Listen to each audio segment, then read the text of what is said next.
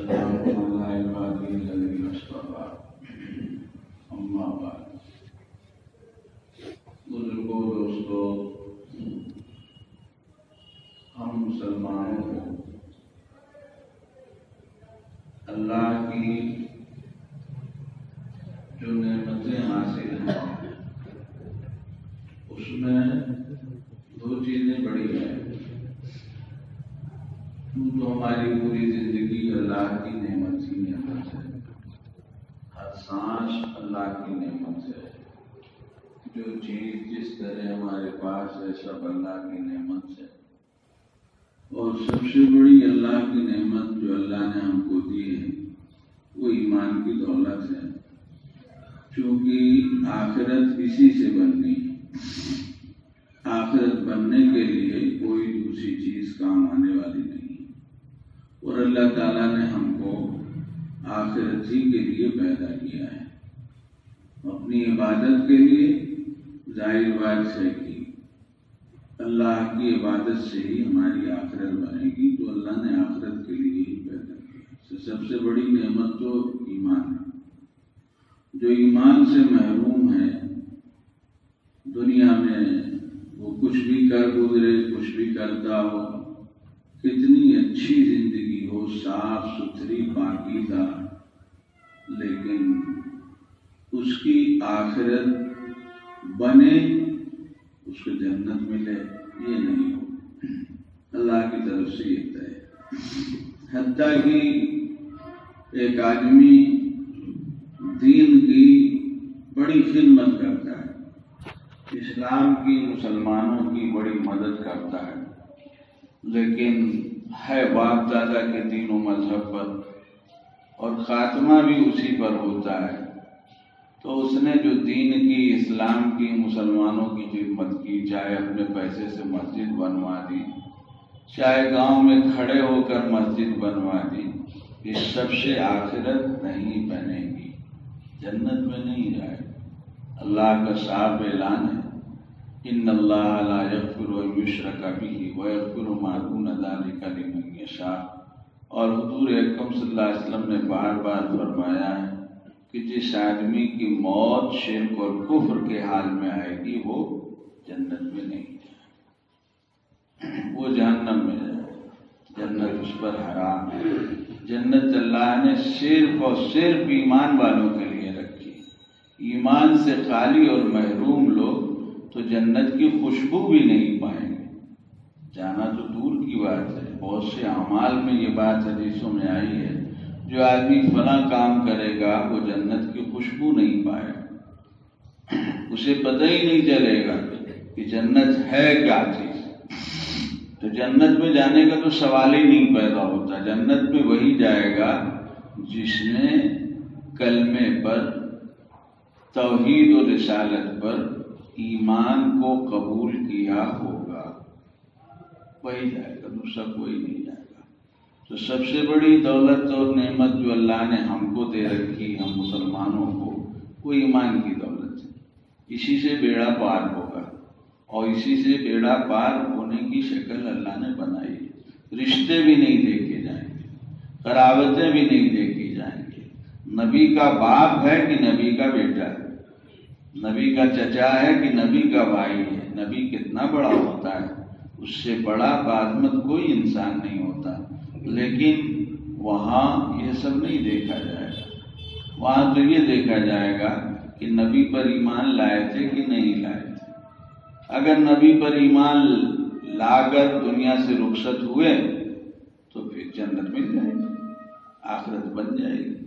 حضور صلی اللہ علیہ وسلم نے اسی لیے اپنے چچا ابو طالب کے حق میں، جنہوں نے اسلام کی، مسلمانوں کی، حضور اکرم صلی اللہ علیہ وسلم کی بہت مدد کی، بہت مدد کی، اس میں کوئی شبہ نہیں، اس سے کوئی انکار ہی نہیں کر سکتا۔ تو آپ نے کتنی کوشش کی، لیکن اللہ کا نظام ہے، کوشش کرنا بندے کا کام ہے، آگے جو کچھ ہے وہ اللہ کا کام ہے، اللہ کا کام ہے۔ نبی کوشش کر رہا ہے، جی جان سے لگا ہے، لیکن پھر بھی نبی کا چہیتا چچا دنیا سے ایمان کے بغیر رخصت ہو گیا۔ ٹھکانہ وہی بنے گا جہاں ان لوگوں کا ٹھکانہ ہے جو دنیا سے ایمان کے بغیر رخصت ہوتے ہیں۔ یہ بہت بڑی نعمت ہے بزرگوں دوست، ہمیں اللہ کا شکر ادا کرنا چاہیے۔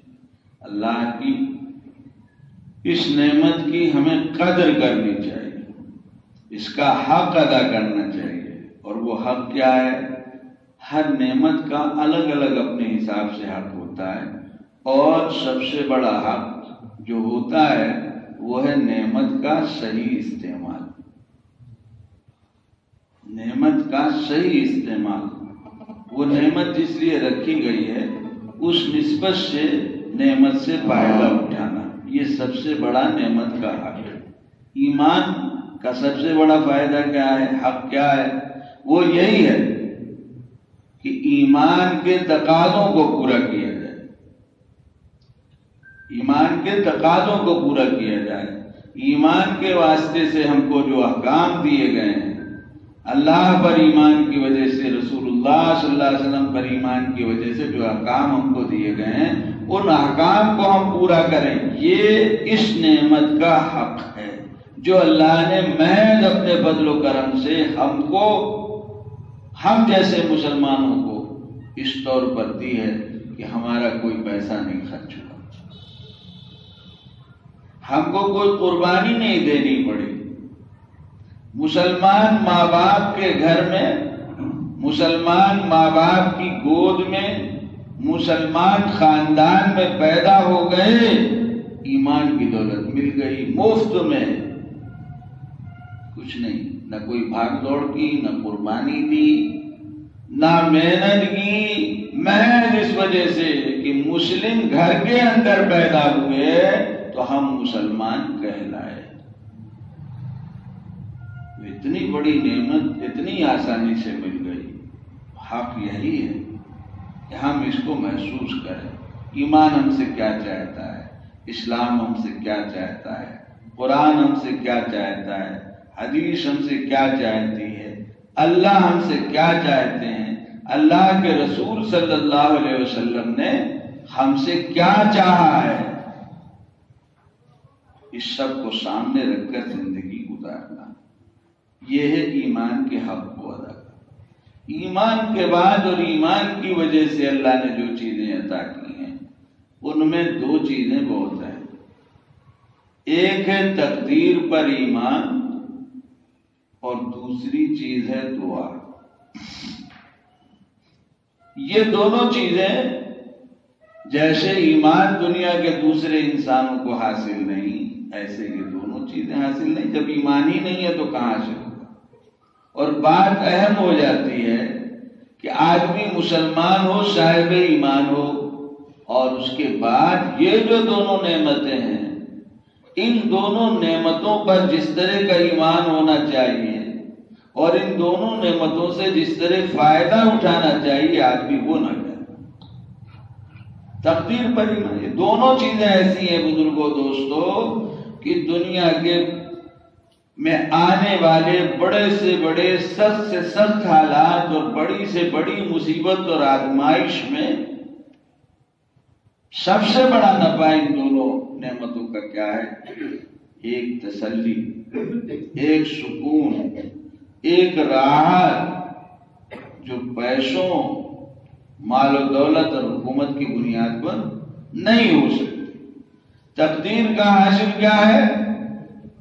جو ہوا اللہ نے کیا، جو ہوتا ہے وہ اللہ کرتا ہے، جو اللہ کرتا ہے وہ خیر ہی ہوتا ہے، ہماری سمجھ میں آئے نہ آئے، شکل چاہے جیسے ہو، اللہ کا کوئی فیصلہ ہمارے حق میں ہمارے لیے مضر نہیں ہو سکتا۔ اور جو چھوٹی بڑی چیز ہمارے سامنے آتی ہے دنیا میں، سب اللہ ہی کی طرف سے آتی ہے۔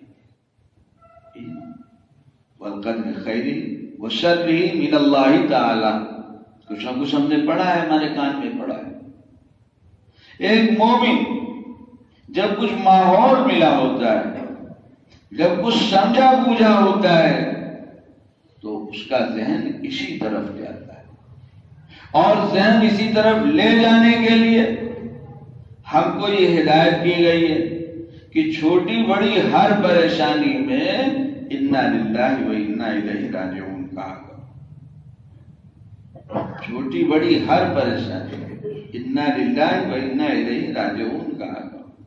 بات صرف موت کی نہیں ہے، ہم تو موت ہی میں عام طور سے پڑھتے ہیں، بلکہ ایسا سمجھتے ہیں کہ یہ دعا موت ہی کے لیے ہے.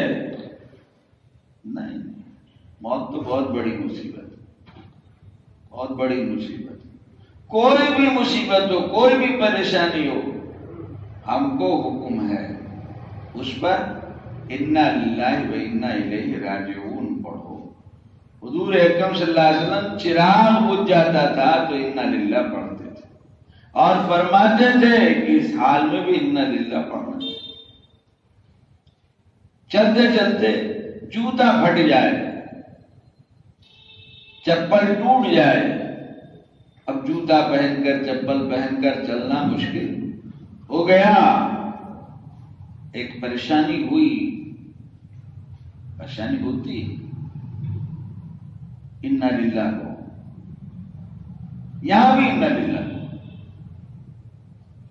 کوئی چیز ہو جائے انا للہ و انا الیہ راجعون. یہ دراصل اسی کا اظہار ہے کہ بھائی ہمارا تو اللہ پر ایمان ہے، ہم اللہ کے ہیں، ہمارا اللہ پر ایمان ہے.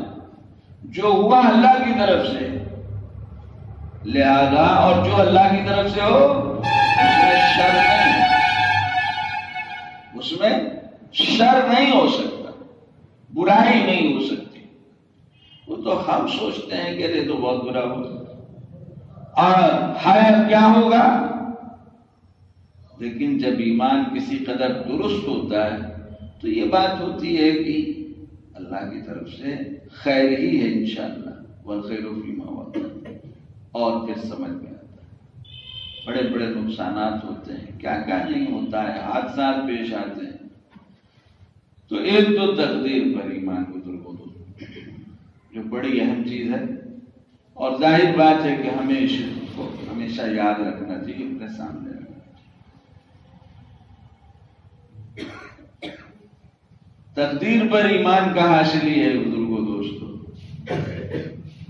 جو ہم کو نہیں ملا ہم کو ملنے والا نہیں تھا، جو مل گیا کہیں اور جانے والا نہیں تھا. جو گراہک ہمارے یہاں نہیں آیا اس کو ہمارے یہاں نہیں آنا، جو آ گیا وہ ہمارے لیے تھا. بعض مرتبہ ہماری دکانوں پر پتہ نہیں کتنی دور سے گراہک آتے ہیں، اور قریب کے اور جاننے والے دوسری جگہوں میں چلے جاتے ہیں.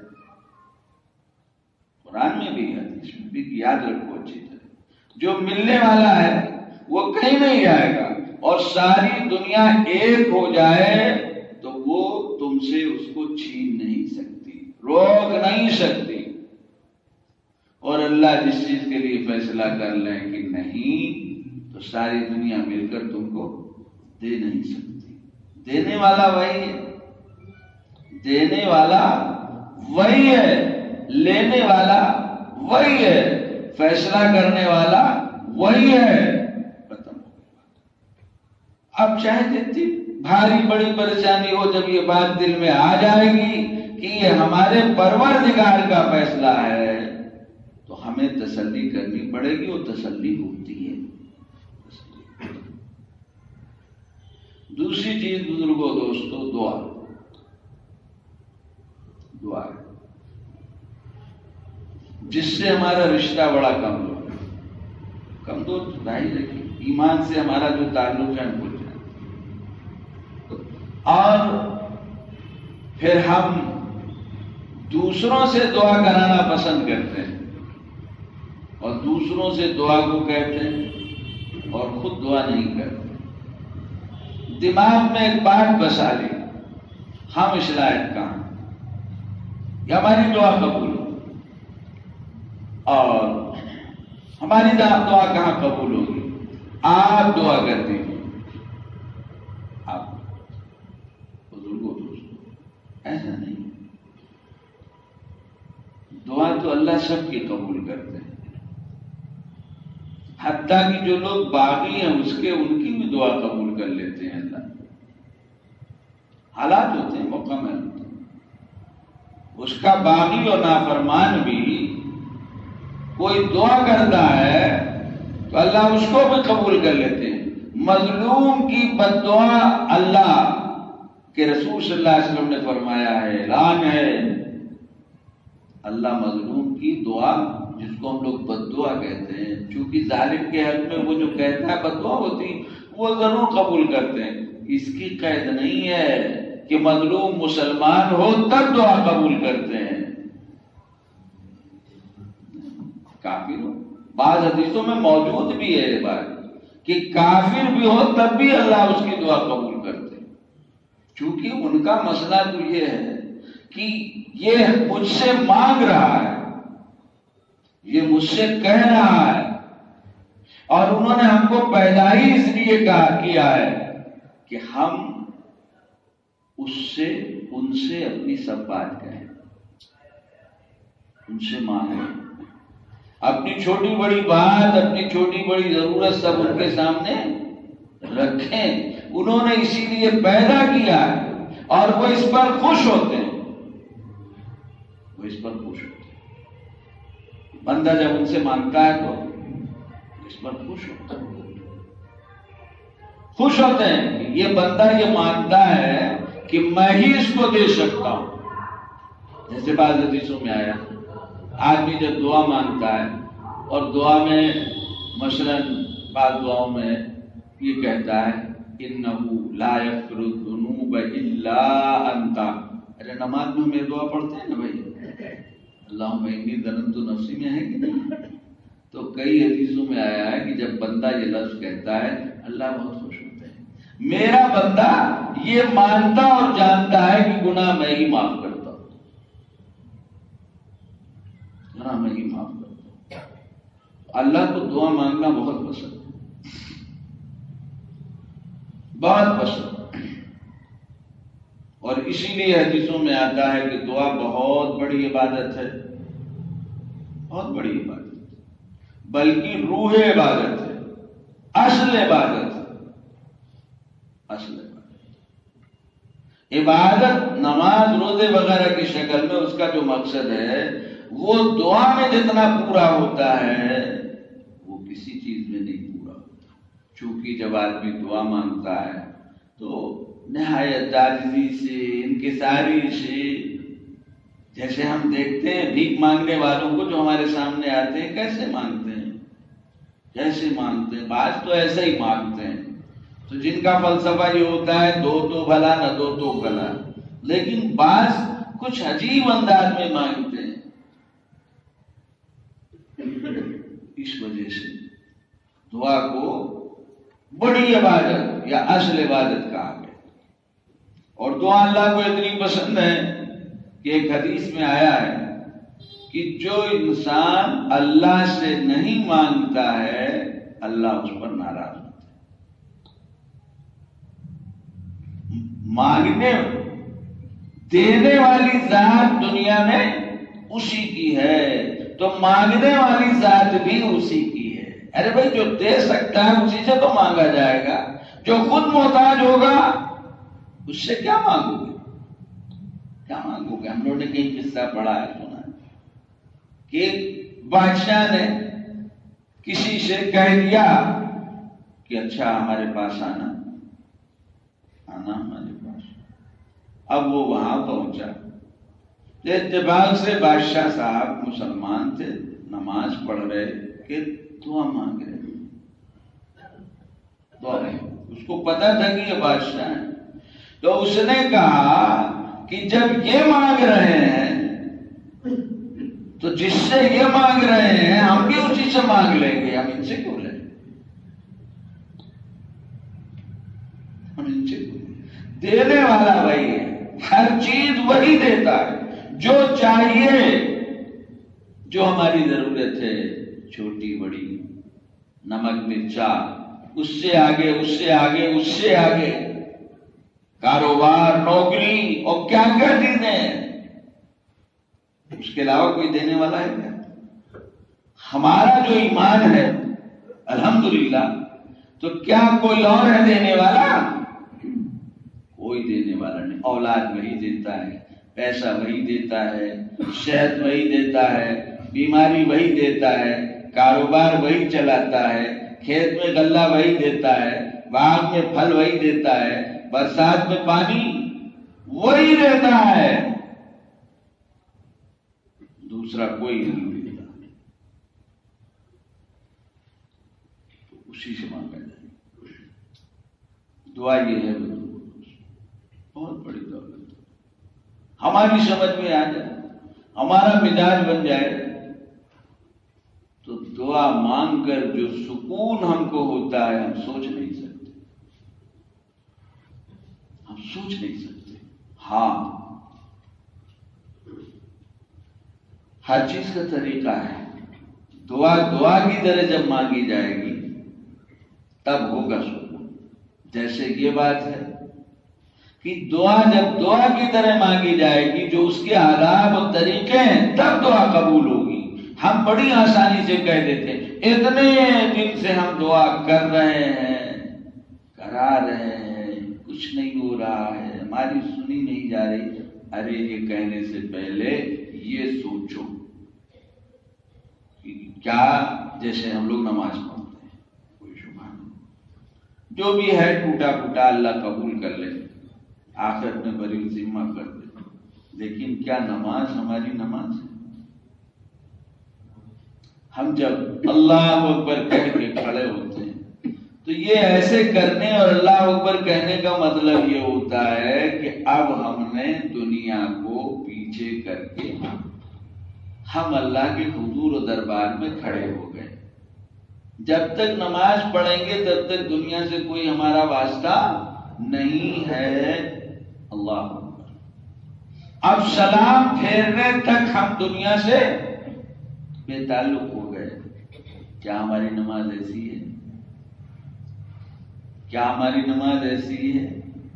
یا ایسی ہے کہ کہنے کو تو اسی طرح کرتے ہیں اور سب کچھ پڑھتے ہیں جو پڑھنا چاہیے، رکوع سجدہ بھی کرتے ہیں، لیکن دل و دماغ کھیت میں ہے، دل و دماغ باغ میں ہے، دل و دماغ دکان میں ہے، دل و دماغ پتہ نہیں کہاں کہاں ٹہل رہا ہے. حتیٰ کہ آتا ہے ایسے ہی کہنے والوں نے کہا کوئی چیز یاد نہیں آ رہی ہو 2 رکعت نماز پڑھو، جیسی نیت باندھو گے شیطان آ جائے گا. جو چیز دماغ میں سوار ہے دماغ گھمانے لگے گا. تو ہو سکتا ہے کہ دماغ گھوم کے وہاں پہنچ جائے جہاں وہ چیز ہو جس کو تم تلاش کر رہے ہو. ہماری نماز کا تو یہ حال ہے. کہنا تو آسان ہے، کہتے ہیں نماز پڑھتے ہیں پھر بھی کچھ دعا مانگتے ہیں. دعا کا طریقہ ہے، دعا کا طریقہ ہے، اس کے آداب. حضور صلی اللہ علیہ وسلم نے ہم کو یہ ساری چیزیں بتائی. ہاتھ کیسے اٹھایا جائے گا، کہاں رکھا جائے گا، دل کیسا ہوگا، الفاظ کیسے ہوں گے، یہ سب. دعا مانگ تو رہے ہیں لیکن ہاتھ جیسے اٹھنا چاہیے ویسے نہیں اٹھا ہوا. ہاتھ بند مثال مانگا جاتا ہے تو ایسے مانگا جاتا ہے، کسی سے ایسے مانگا جاتا ہے، ایسے مانگا جاتا ہے. ہاتھ میں رکھے گا، ایسے ہاتھ رکھا جاتا ہے، جو دیا جائے گا یہ اس میں رکھا جائے گا. ہم نے ایسے کر لیا. پھر جیسے نماز ہماری کہ ہے تو مسجد میں امام کے پیچھے، اللہ کے دربار میں نماز، اللہ کے دربار کی حاضری، لیکن دل کہیں اور، دل کہیں اور ہے.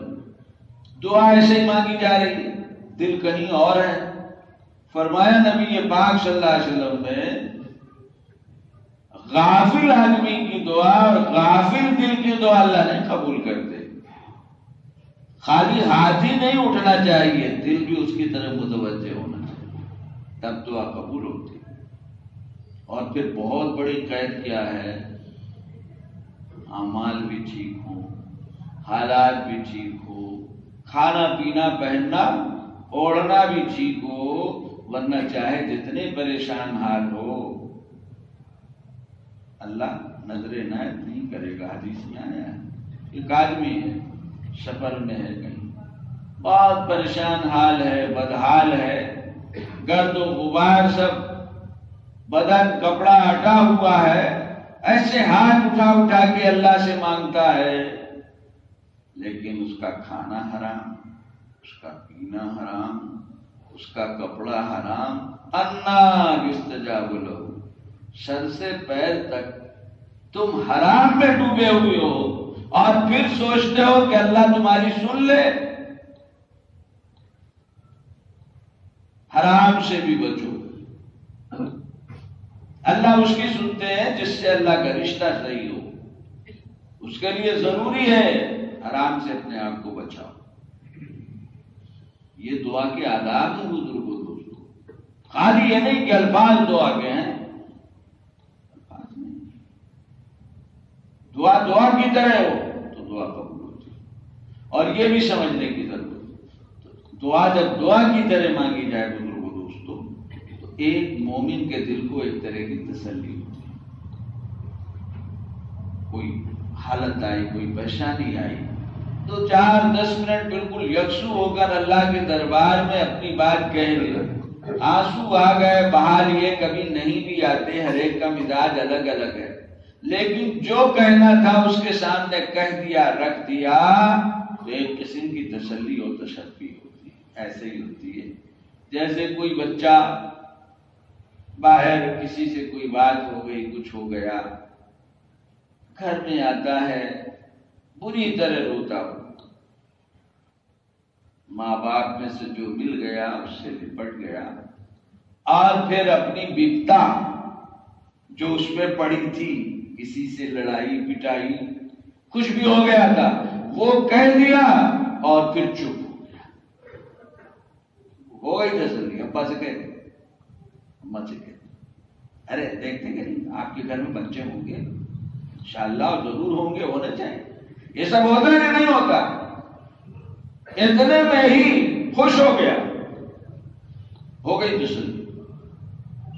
تو ایک بندہ مومن جب اللہ سے سب اپنی کہہ لیتا ہے جیسے کہنا چاہیے تو دل کو ایک خاص سکون و اطمینان حاصل ہوتا ہے، بے پرواہ ہو جاتا ہے اللہ کے ساتھ۔ اور یہ بھی سمجھنے کی ضرورت ہے، حضور صلی اللہ علیہ وسلم نے ہم کو سمجھایا، دعا قبول ہونے کا کیا مطلب ہے؟ ہم کہا کرتے ہیں اور ہم یہ سوچتے ہیں کہ دعا قبول نہیں ہوتی، جو مانگ رہے ہیں ملا نہیں، دعا قبول ہو گئی ہو وہی ملے۔ ہمارے آقا حضرت محمد مصطفیٰ صلی اللہ علیہ وسلم نے فرمایا، جس کا حاصل یہ ہے کہ دیکھو تم تو مانگ رہے ہو اپنی بھلائی سمجھ کر، لیکن دینے والا تم سے زیادہ تمہاری بھلائی کو جانتا ہے، دینے والا تم سے زیادہ تمہاری بھلائی کو جانتا ہے۔ جیسے ایک بچہ اپنے ماں باپ سے نہ جانے کیسی کیسی چیزیں مانگتا ہے، لیکن ماں باپ جانتے ہیں کہ آگ کا انگارہ بچے کو نہیں دیا جا سکتا، اس کو چھوڑ دیں کہ یہ چراغ کی لو پکڑ لے، ارے لپکتے نا بچے جلتی ہوئی چیز پر۔ انگارہ کتنا اچھا لگتا ہے، دھواں نہ ہو تو کوئلے کا انگارہ خوب جلتا ہوا کتنا اچھا لگتا ہے۔ اب ایک بچہ دیکھ کے لپکتا ہے، روتا ہے، لڑتا ہے، اور ماں باپ اس کو روکتے ہیں۔ کیوں؟ بچے کو نہیں معلوم ہے کہ یہ آگ ہے، یہ انگارہ ہے، یہ کیا کرے گا، لیکن ماں باپ کو معلوم ہے۔ اللہ ہم سے زیادہ ہماری بھلائی برائی جانتے ہیں۔ ہم مانگ رہے ہیں یہ سمجھ کر یہ ملے، ابھی ملے، اور ان کے علم میں کچھ اور، وہ ہمارے لیے اپنے علم کے مطابق فیصلے کرتے ہیں،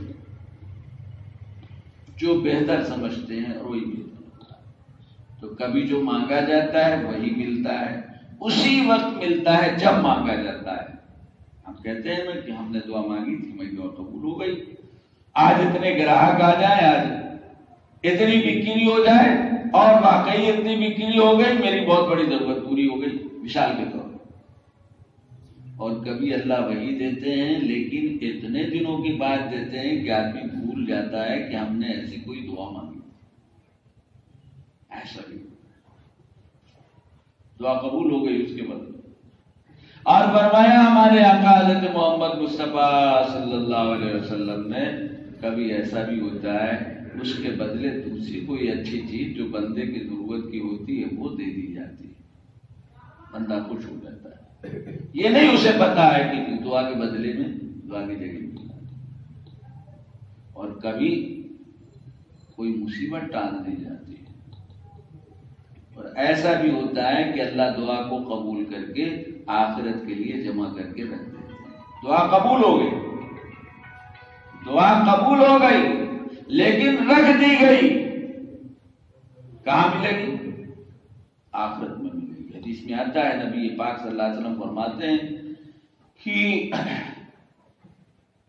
ایک مومن بندے کو آخرت میں جب اس طرح کی دعائیں ملیں گی وہاں کے انعام اور اکرام کی صورت میں، تو بندہ یہ سوچے گا اور کہے گا کہ کاش دنیا میں میری کوئی دعا قبول نہ ہوئی ہوتی، کاش دنیا میں میری کوئی دعا قبول نہ ہوئی ہوتی، اس لیے کہ دعا یہاں کے لیے مانگ رہے تھے، قبول تو کر لی تھی اللہ نے، اگر جن کو پتہ نہیں چلا، لیکن اس کو اٹھا کے رکھ دیا یہاں نہیں وہاں، تو وہاں تو ہم کو جو کچھ بھی ملے گا کم ہوگا۔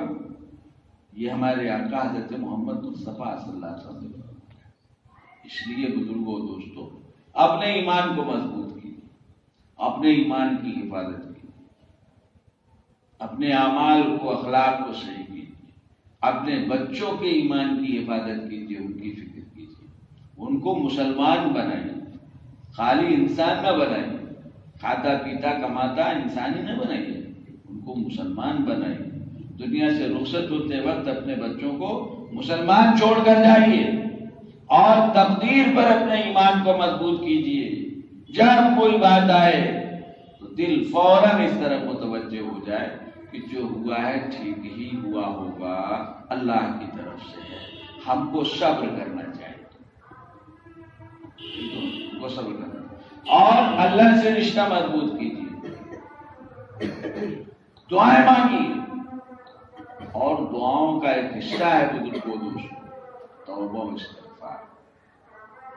اپنے اعمال کو یاد کر کے توبہ و استغفار کی، یہ نہ سوچئے، نہ کوئی نہ سوچے، ہم بھی نہیں سوچے، کوئی نہیں سوچے ہمارے حالات تو بہت اچھے ہیں، ہمارے اعمال تو بہت اچھے ہیں۔ ایک مومن کو ہمیشہ اس کا احساس ہوتا ہے، بہت کچھ کرتا ہے پھر بھی ہمارے حالات اچھے ہیں، اور پتہ نہیں ہماری نماز وغیرہ اس لائق وہ بھی نہیں ہے کہ نہیں کہ اللہ پسند کرے قبول کرے۔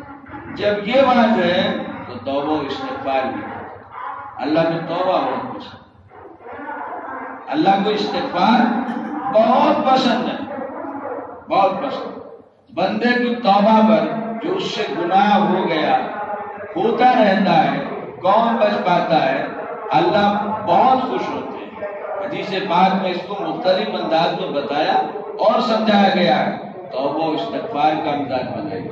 دعا ہم جانتے ہیں نا، دعاؤں کے ساتھ آگے پیچھے اور ویسے بھی کتنی دعائیں ہیں جس میں مضمون ہے رب اغفر لی، اللہم اغفر لی، ربنا اغفر لنا۔ یہ تو اہم بات ہے نا بھائی، گناہوں کی معافی اہم بات ہے۔ توبہ و استغفار کا مزاج بنائیے، دعا کیجئے، یہ بھی مزاج ہو، انشاءاللہ ان چیزوں سے زندگی میں ایک قسم کی راحت آئے گی، ایک قسم کا سکون آئے گا۔